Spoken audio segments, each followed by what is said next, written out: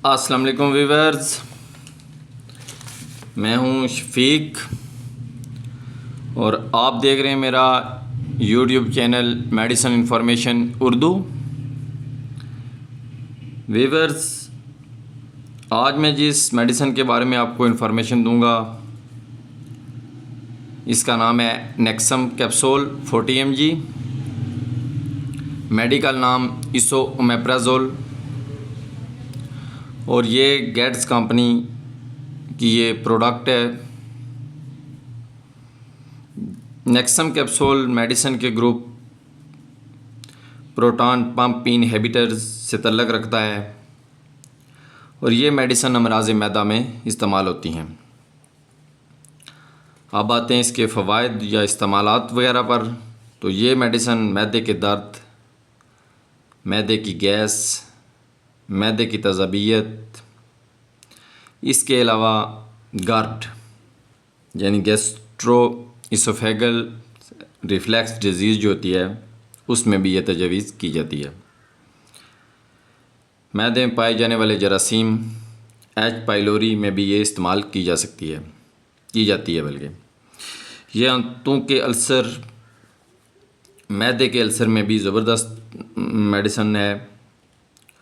कुछ लोगों को मुख्तलिफ़ मेडिसिन की वजह से भी मैदे में तज़ाबियत होती है, मतलब जो लोग पेन किलर्स का ज़्यादा इस्तेमाल करते हैं या शुगर वगैरह की टेबलेट लेते हैं उनको भी मैदे में तज़ाबियत होती है। ऐसी सूरत में भी ये मेडिसिन आप उनको दे सकते हैं। मुख्तलिफ़ बीमारियों का शिकार जो लोग होते हैं, शुगर, दिल, जिगर, गुर्दा, उनको ये सपोर्टिव ड्रग यानी कि उसकी जो मेडिसिन होती है उसके साथ ये एक सपोर्टिव ड्रग दी जाती है ताकि उनके मैदे में तज़ाबियत ना हो। इसका जो बुनियादी मकसद है वो मैदे के फ़ाल को दुरुस्त रखना है, यानी कि मैदे का जो काम करने का तरीका है उसको बेहतर करना होता है।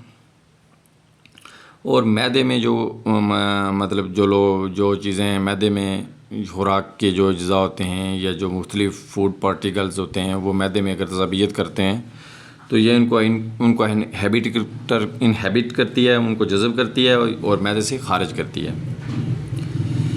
अब आते हैं इसकी मिक़दार खुराक पर। तो ये जो बड़े लोग हैं कम अज़ कम 15 से 18 साल के, उनको एक कैप्सूल जो 20 मिलीग्राम का होता है 20 mg देना चाहिए रोज़ाना, एक रोज़ाना। और जो बड़े लोग हैं, अडल्ट हैं, उनको ये 40 mg का कैप्सूल आप रोज़ाना दे सकते हैं। तो उसमें भी यह है कि ये डॉक्टर जो है मरीज़ की कंडीशन या अपने तजर्बे की बुनियाद पर ये डोज़ में कमी पेशी कर सकते हैं। ये खाने से आधा घंटा पहले लेना चाहिए, यानी खाने से ये पहले लेना चाहिए ताकि ये बेहतर तरीके से काम करे। अब आते हैं कि जी अगर ये जो लेते हैं उनको साइड इफ़ेक्ट क्या हो सकते हैं। मुज़र असरात रखती हैं इंग्लिश मेडिसिन। तो उसमें यह है कि ये सर दर्द कर सकता है, उसके अलावा कुछ लोगों में पेट दर्द हो सकता है, कब्ज़ वगैरह भी हो सकती है और डायरिया भी हो सकता है। बाद लोगों में गैस पड़ सकती है। ये लेकिन जो मैंने पहले भी आपको बताया कि जो साइड इफ़ेक्ट होते हैं वेरी रेयर होते हैं, बहुत कम होते हैं, लेकिन ये मेंशन होते हैं इन पर क्योंकि हो सकते हैं। तो कुछ लोगों में क्या मतलब भी हो सकती है, कुछ लोगों को नींद की कमी भी हो सकती है ये मेडिसिन लेने से, मुंह की खुश्की हो सकती है और बाज़ लोगों को जिस्म पे ख़ारिश भी हो सकती है।